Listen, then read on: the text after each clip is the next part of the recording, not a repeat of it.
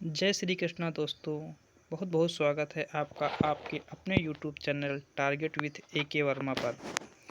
आज हम हिंदी के समास टॉपिक को पूर्णतः समाप्त करने वाले हैं, इसलिए आप इस वीडियो में शुरू से लगाकर एंड तक बने रहें।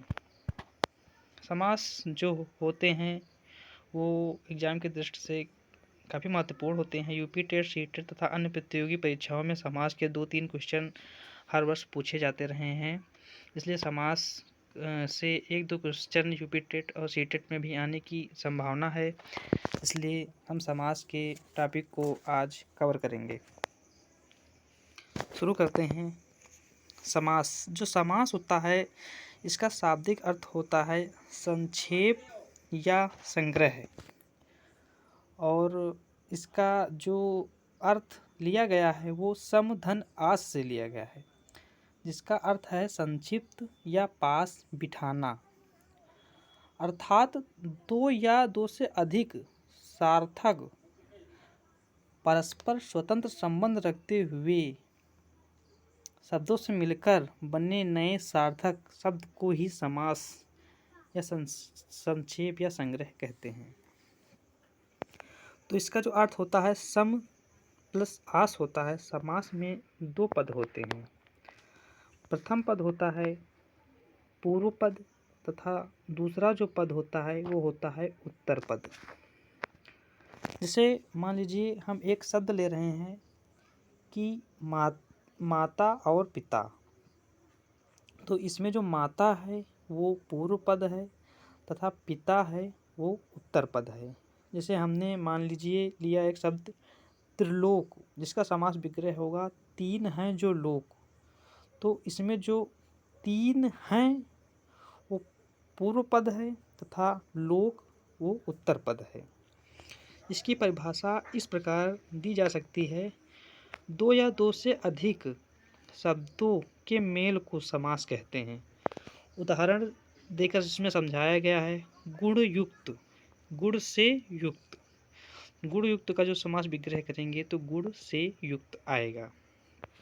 दूसरा उदाहरण है राजा का कुमार अर्थात राजकुमार। इसमें जो राज है, राज वो पूर्व पद है तथा कुमार जो है वो उत्तर पद है, राजा का पुत्र या राजा का कुमार। समास जो है मुख्यतया इसमें काफ़ी कन्फ्यूजन रहा है, लेकिन मुख्यतया अगर देखा जाए तो समास के वो 6 प्रकार होते हैं। पहला समास होता है अव्ययी भाव, दूसरा होता है तत्पुरुष, तीसरा होता है द्विगु समास, चौथा होता है कर्मधारय, पांचवा होता है द्वंद्व समास और छठा होता है बहुव्रीहि समास। मुख्यतया समास के 6 प्रकार ही होते हैं। इन्हीं से आपके एग्जाम में क्वेश्चन पूछे जाते हैं।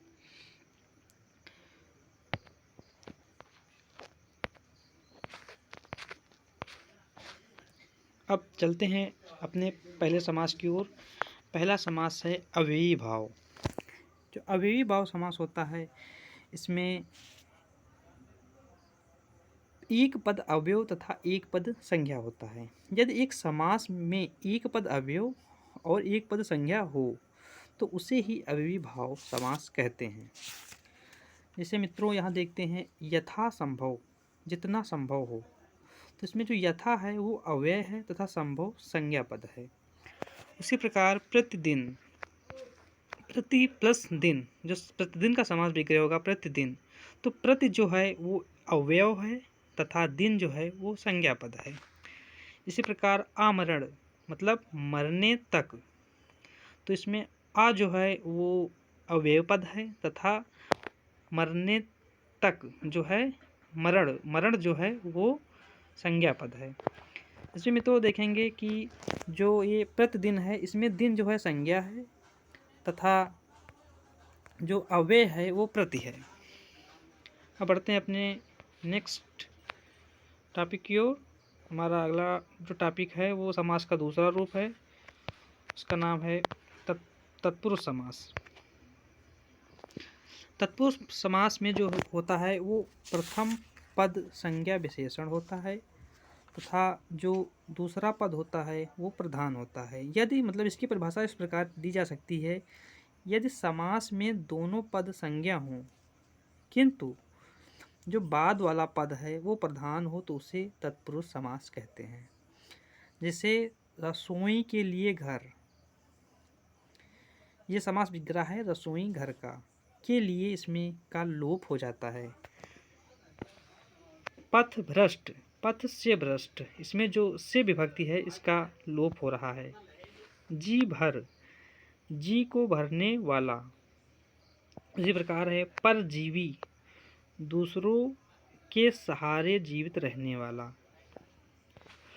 नोट जो है इसकी जो पहचान है वो विभक्ति से पहचान लगाना आसान होता है। इसमें से, में, मैं, पै, पर, के लिए, का, से, इस तरह के जो शब्द आते हैं जो विभक्तियाँ होती हैं उससे संबंधित होते हैं। यदि मतलब हम अगर समास विग्रह करते हैं तो अगर विभक्ति आ रही है तो उसमें जो तत्पुरुष समास ही होगा। नेक्स्ट द्विगु समास। द्विगु समास की जो मुख्यतः पहचान होती है मित्रों वो होती है कि जो ये समास होता है इसमें पहला पद संख्यावाचक विशेषण होता है तथा जो दूसरा पद है वो संज्ञा होता है। दूसरा पद क्या होता है मित्रों? संज्ञा होता है।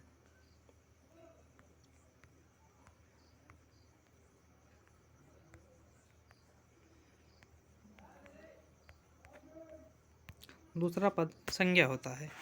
तो जैसे इसमें उदाहरण के तौर पर समझाया गया है त्रिलोक मतलब तीनों लोक, चवन्नी चार अणुओं का समूह। उसी प्रकार है अष्टधातु, 8 धातुओं का समूह। इसमें जो प्रथम पद होता है वो संख्यावाचक होता है। इस समास की पहचान इसी से लगाई जाती है कि जो पहला पद है वो संख्यावाचक होगा। नोट में भी लिखा है संख्या के बोध के आधार पर पहचान करना आसान होता है लेकिन सदैव ऐसा नहीं होता। हाँ मित्रों, आप लोग ध्यान देंगे कभी कभी ऐसा हो जाता है कि वो संख्यावाचक शब्द होता है लेकिन जो उसका जो अर्थ दूसरा निकलता है तो वहाँ पर बहुब्रीहि समास हो जाता है। इसके बारे में आगे चर्चा करेंगे। उसके बाद हमारा अगला समास है कर्म धारय। मित्रों यहाँ गलती से कर्म धारण हो गया लेकिन ये समास जो होता है ये कर्म धारय ही होता है। इसमें पहला पद संज्ञा होता है तथा दूसरा पद विशेषण होता है। यदि इसकी परिभाषा इस प्रकार दी जा सकती है, यदि समास में कोई एक पद संज्ञा तथा दूसरा विशेषण होता है तो उसे कर्मधारय कहते हैं। इसका सबसे अच्छा उदाहरण है पीत है जो अंबर अर्थात पीतांबर।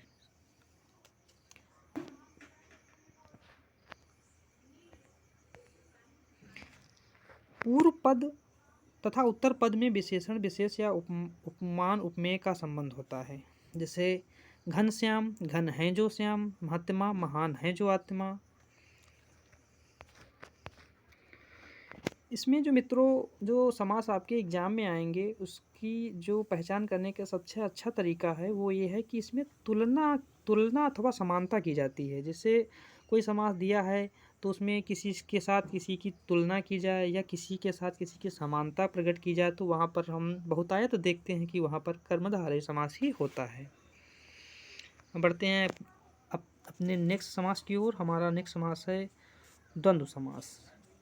द्वंद्व समास में दोनों पद संज्ञा होते हैं तथा दोनों पद प्रधान होते हैं। तो मित्रों उसमें द्वंद्व समास होता है जैसे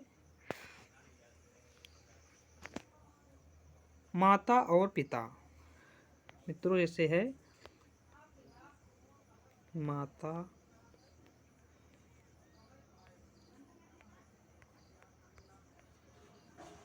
और पिता। पाप पुण्य, पाप और पुण्य। दाल रोटी, दाल और रोटी। राजा रंग, राजा और रंग। तो मित्रों जोड़ा युग्म से द्वंद्व समास की पहचान होती है। जहाँ कहीं भी दिए होते हैं उसमें जोड़ा या युग्म के माध्यम से ये जुड़े हुए होते हैं। उसकी खास पहचान यही होती है कि जोड़ा और युग्म से इसकी पहचान की जाती है। हमारा जो अगला समास है वो है बहुब्रीहि समास। जो बहुब्रीहि समास होता है जिस समास में अन्य पद प्रधान होता है उसे बहुब्रीहि समास कहते हैं। इसमें दोनों पद प्रधान नहीं होते हैं, दोनों पद मिलकर किसी तीसरे पद के बारे में बताते हैं। मित्रों इसमें ध्यान देने योग्य ये बातें हैं कि इसमें जो दो पद दिए हुए होते हैं वो दोनों पद ही समान मतलब प्रधान नहीं होते हैं। दोनों पद को जब मिलाते हैं तो उसका अर्थ किसी तीसरे की ओर इंगित करता है। जैसे उदाहरण के तौर पर हम देखेंगे गोपीनाथ, गोपियों का नाथ है जो, अर्थात श्री कृष्ण। तो यहाँ भगवान श्री कृष्ण को गोपीनाथ कहा गया है, लेकिन गोपीनाथ में कहीं कृष्ण का नाम नहीं है। इसमें गोपीनाथ जो है वो कृष्ण की ओर इंगित करता है। उसी प्रकार है दशानन, दस हैं आनंद जिसके, अर्थात रावण। इसमें दस हैं आनंद, दशानन कहा गया है, लेकिन रावण का कहीं उल्लेख नहीं, लेकिन रावण की ओर जो इसका अर्थ है वो इंगित करता है। तो यहाँ पर आप लोग ध्यान देंगे कि जो दशानन शब्द है इसमें भी संख्यावाचक है, लेकिन यहाँ पर द्विगु समास नहीं है, यहाँ पर बहुब्रीहि समास है। क्योंकि जब दो शब्द मिलकर किसी तीसरे शब्द की विशेषता बताते हों तो वहाँ पर बहुब्रीहि समास ही होता है, वहाँ पर द्विगु समास नहीं होता। इस बात का आप ध्यान रखेंगे। बहुत से लोग बहुत से लोगों को कन्फ्यूजन हो जाता है और वो द्विगु समास तथा बहुब्रीहि समास में अंतर नहीं कर पाते हैं। अतः अगला उदाहरण है महान हैं जो वीर, अर्थात हनुमान। हनुमान जी के विषय में यहाँ कहा गया है कि महान हैं जो वीर, अर्थात हनुमान।